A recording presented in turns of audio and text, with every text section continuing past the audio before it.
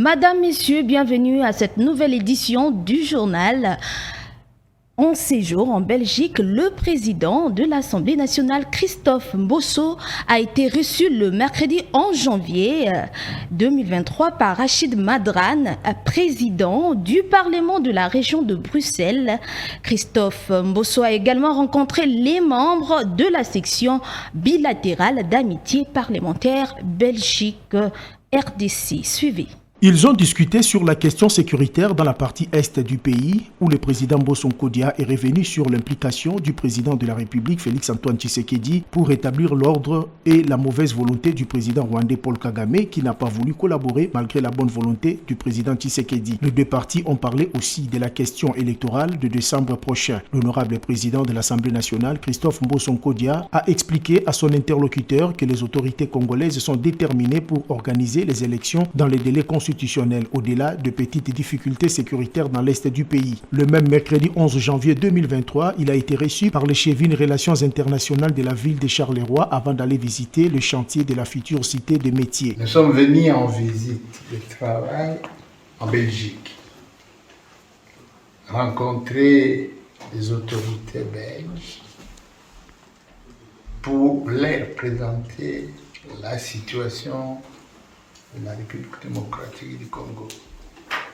En même temps, en profiter pour remercier les autorités belges pour les efforts qu'ils consentent à accompagner la République démocratique du Congo pour retrouver la paix face à l'agression rwandaise, face à la violence perpétrée par le groupe rwandais.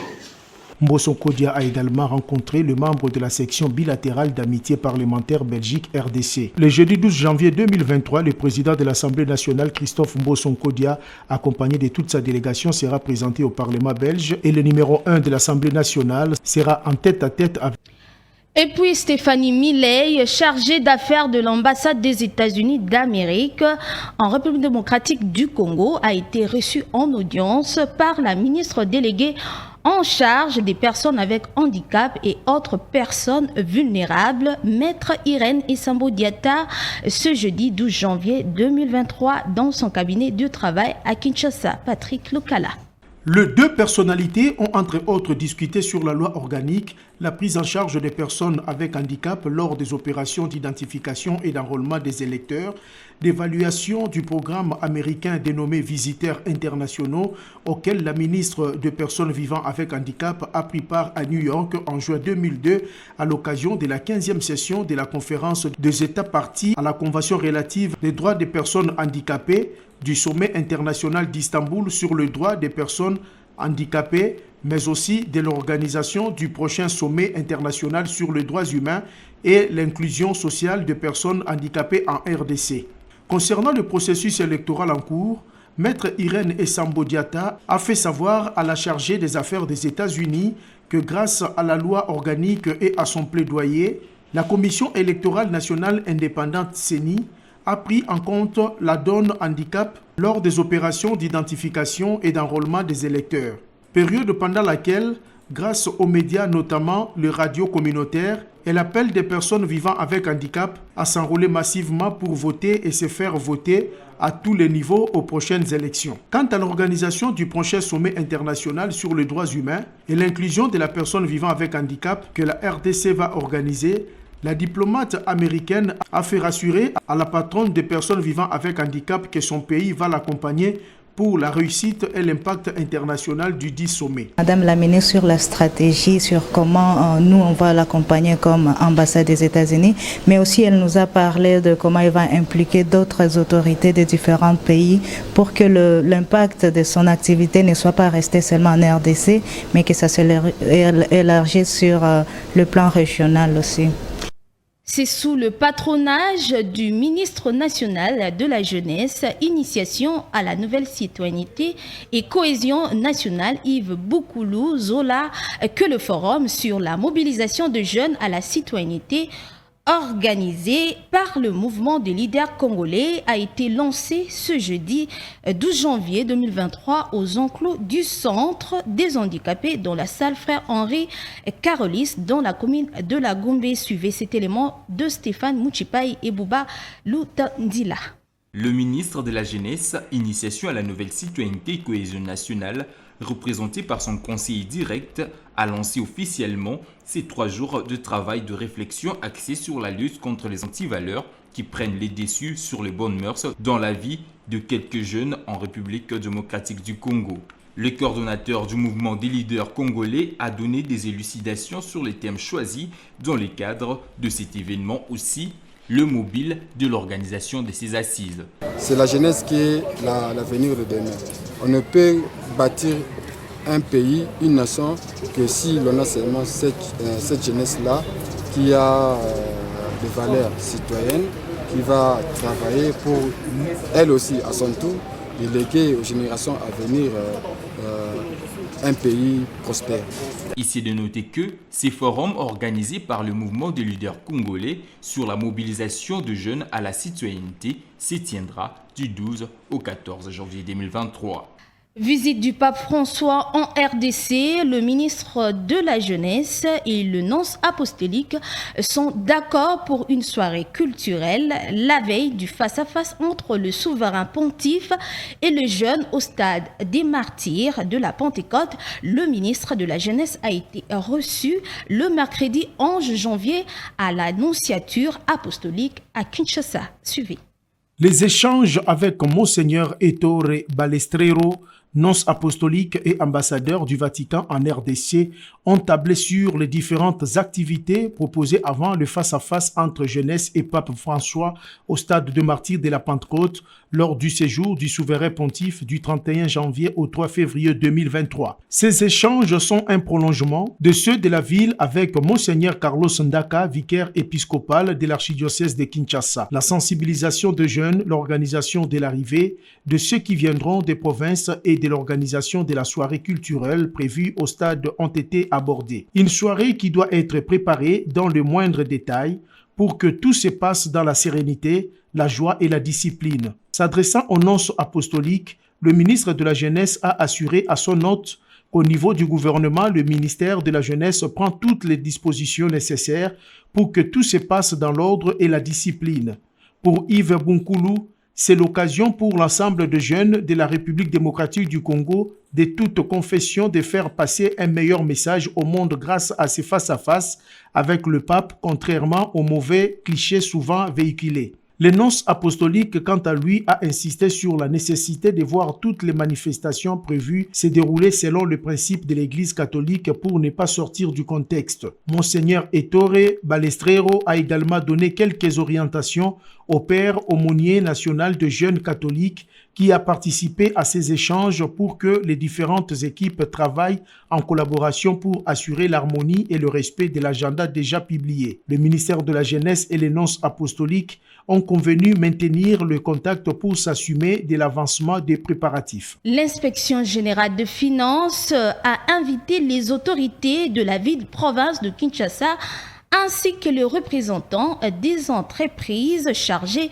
d'exécuter les travaux de construction du marché central Zando et de réhabilitation de quelques routes secondaires, ainsi que l'échange public de la capitale pour avoir les élucidations sur la lenteur dans la réalisation de ces travaux. Suivez.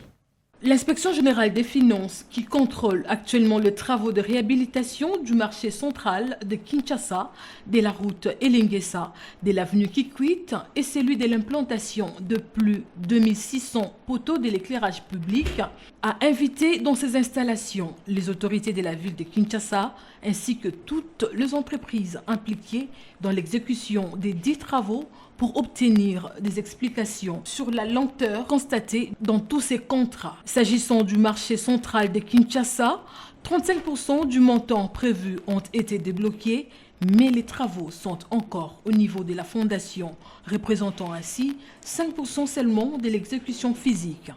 Nous allons vous mettre sous haute surveillance. Vous êtes prévenus. Nous allons vous mettre sous haute surveillance et nous tenons à ce que ces marchés soient rendus à la ville de Kinshasa à la date prévue, à savoir le 30 novembre. Il n'y a pas un jour de plus. Les entreprises Sogeco et Zingwen qui exécutent ces travaux ont été sommées d'accélérer les rythmes et ont pris l'engagement de livrer ce marché à la ville de Kinshasa au mois de novembre 2023. À bon entendeur, salut. Autre titre, le ministre de l'enseignement primaire, secondaire et technique, Tony Mwaba Kazadi, a présidé une séance de travail à l'attention du corps inspectoral de l'EPST de Kinshasa, réunissant ainsi toutes ces 5 provinces éducationnelles sur les thèmes de la trilogie de l'inspection scolaire, répondant au thème de l'année scolaire 2022-2023. La cérémonie s'est déroulée mercredi 11 janvier 2023 dans la salle de réunion du lycée Mama Diankeba. Reportage de Natacha Abomongo. Après cette séance de travail réunissant toutes les 5 provinces éducationnelles sur la trilogie de l'inspection scolaire, le patron de l'EPST, Tony Mwaba, a livré l'objet de cette rencontre, c'est lui de rappeler à l'inspection scolaire sa mission qui se résume à la trilogie inspectorale, former, contrôler et évaluer pour l'amélioration de la qualité de l'enseignement en vue de la pérennisation de la gratuité de l'enseignement primaire, programme phare du président de la République, Félix-Antoine Tshisekedi. Et nous venons d'initier une série de rencontres directes avec les inspecteurs pour qu'ils se réveillent et qu'ils accomplissent fidèlement et pleinement leur mission. C'est la léthargie, ils ne font pas leur travail. Donc il faut les réveiller, les engager à lutter contre les antivaleurs, à travailler pour élever la qualité de l'enseignement dans nos écoles, mais aussi à veiller sur la mesure de la gratuité. Et leurs droits? Leurs droits, on en a parlé effectivement. Comme on dit, à chaque droit correspond un devoir. On les a parlé de leurs devoirs, leur mission. Mais en ce qui concerne leurs droits, on doit reconnaître également qu'ils ont besoin de moyens pour travailler. Il y a d'autres, on a déjà engagé, on attend que ça soit résolu. Et il y a aussi une équipe qu'on a mise sur place pour évaluer tous les besoins de l'inspection scolaire de nos jours, pour permettre à celle-ci d'accomplir ses missions. Nous sommes en train d'y travailler dans le cadre du budget 2023. Nous allons nous battre pour améliorer aussi leurs conditions de travail. Rappelons que c'est depuis 2016 que la République démocratique du Congo s'est dotée d'une stratégie sectorielle de l'éducation et de la formation qui se décline en 3 axes stratégiques.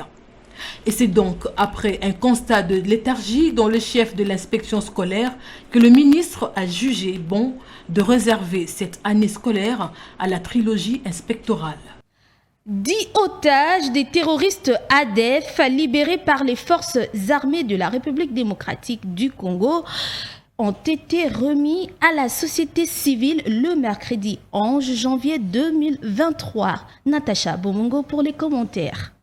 C'est le porte-parole des opérations Sokola 1 Grand Nord, le capitaine Anthony Mwalushai, qui soutient que ces otages ont été libérés lors des affrontements entre l'armée régulière et les ADF dans les territoires d'Irumu en Ituri. Il faut savoir que depuis un certain temps, des otages des ADF sont libérés par les FARDC dans différentes localités des territoires d'Ebeni au Nord Kivu et Irumu en province de l'Ituri. Voilà pourquoi l'armée congolaise réaffirme sa détermination à restaurer l'autorité de l'État dans cette partie de la République démocratique du Congo, longtemps troublée par l'insécurité. C'est donc par ici que nous mettons un terme à ce journal. Madame, Messieurs, merci de l'avoir suivi.